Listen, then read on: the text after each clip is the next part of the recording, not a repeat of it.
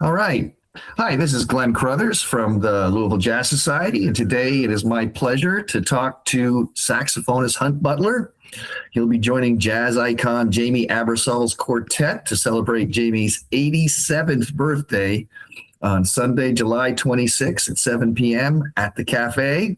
And all of this is part of the Louisville Jazz Society's signature series. Hi, Hunt. Thanks for speaking to me today.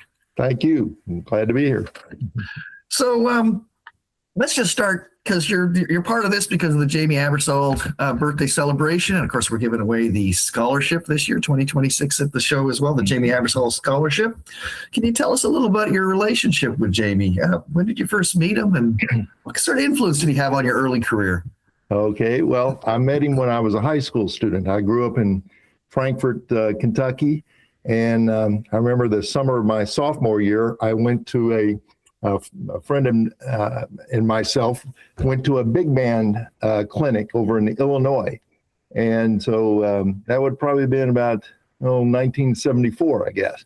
And I remember getting back from that and, had a pretty good time with it. But my band director asked me, how it was. I said, well, it was nice, but I think next year I'm going to go to the combo improvisation camps that I'd seen advertisements of Jamey's for that. Right. And my band director said, well, why don't you see if you can take some lessons from him? And that hadn't even occurred to me. So I lived in Frankfurt, so it was about an hour away, and I called him up, and sure enough, he agreed to give me some lessons. And of course, at that time I didn't have a driver's license, so my mother would have to take me and drive up there, and she would go to the library or sit outside his house and wait for me. And so their hour lessons, as I recall, it was $6 an hour for the lesson. Different age. Yeah. And it would always go more, I'd be in there for an hour and a half, hour long and stuff. So that's when I first met him. I was probably a junior in high school. And then I started going to the camps. I went to his camp, the summer of my junior year. And I think I went to two of them the summer of my senior year. So I've been to at least three, maybe more of his camps as a student. And then later on, he hired me as a faculty member, and I think had been doing that at the camp. Yeah, at the camp. Yeah. So I think I started that maybe in 1983, 84, somewhere in there. So right. So what influence did his lessons have on you, on your playing, and where you ended up in your career? Oh, it had a tremendous effect, and I ended up going to Indiana University a lot because he went there, and I heard all the stories about the David Baker being at Indiana University. And so, those lessons, I still have them in my notebooks, the lessons, he'd write out and, memorize this song, this phrase. And so I still have those. So he had a tremendous impact. Mm. Yeah. So how about IU? What was your experience like there? Well, that was a really good experience. It was, of course, I went there mainly because David Baker was the professor there of head of the jazz studies, and met a lot of people there that really great players. So you learned a lot from the students around you as well. Oh yeah. And when I got there, of course, Pat Harbison was there. I think he and I were both. Well, I was there for. Jamey likes to joke that I was in college for 7 years, but I got my bachelor's in the normal 4 years. And then I got a master's degree in jazz studies, and they were just starting it. So the first year, it took me 3 years for the master's, but really the first year, they didn't have the program, fully formed. So I just took a few classes and stuff. But anyway, Pat Harbison was there when I was doing the master's degree. And so, a lot of great players that came through at the time that I was there. Right. And you end up playing in a lot of bands for like famous crooners. Can you tell me about how you played with Andy Williams and other folks? Can you tell me how that happened? Well, it was being in Bloomington. There was a gentleman by the name of Al Cobine, and Jamey. It turned out Jamey had played with this big band when he was there. Well, of course he did. Right, exactly.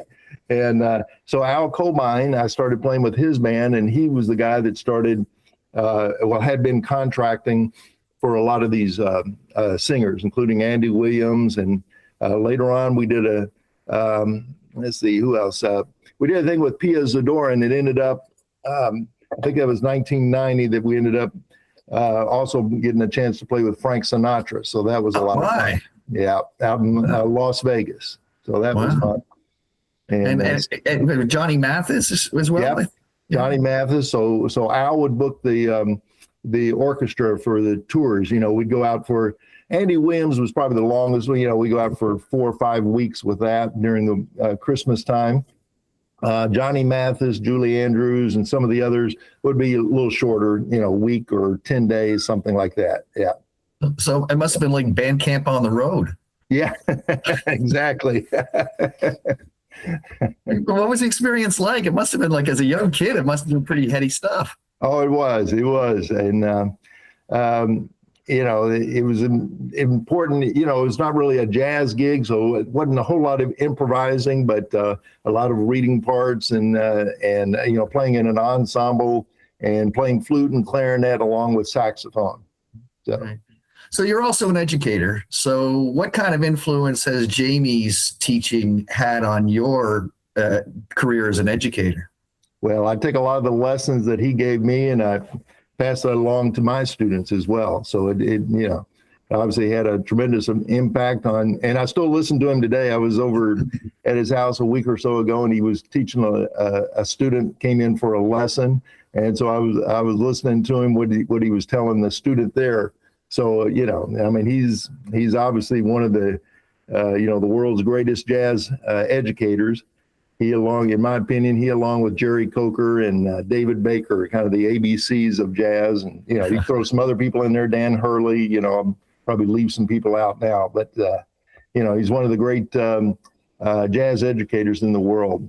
So what you do in the classroom and with private students now is coming straight through a direct line there. Yes, definitely. From him and David Baker, all those folks. But yeah. Yeah, that's great. Well, let's talk a little bit about the show on Sunday. Who's going to be in the band and who will be joining you and Jamey? Okay, I think it's going to be Tyrone Wheeler on bass, Wade Honey on piano, Jonathan Higgins on drums, and myself and Jamey.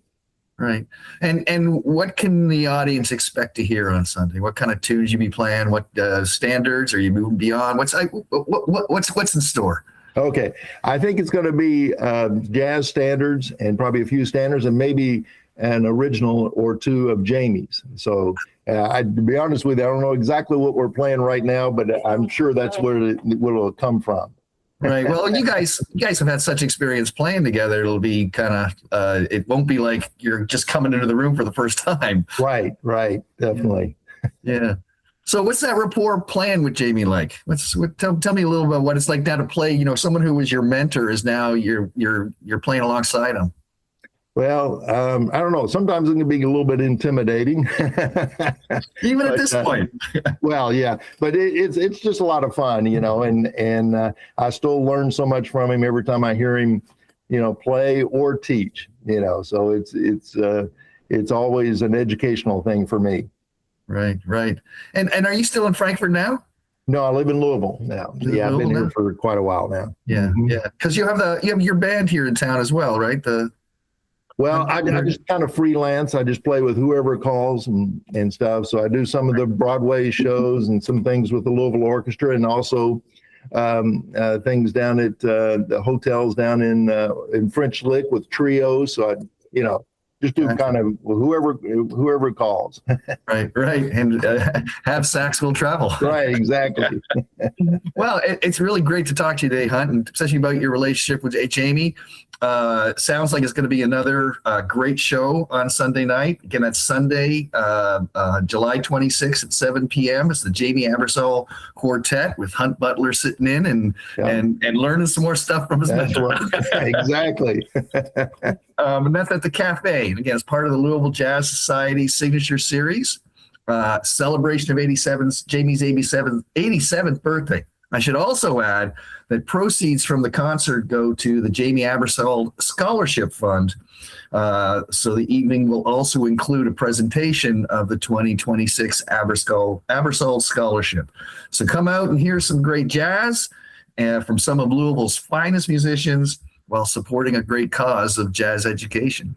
All right. Thanks again, Hunt. So great talking to you. All right. Thank you, Glenn. See you.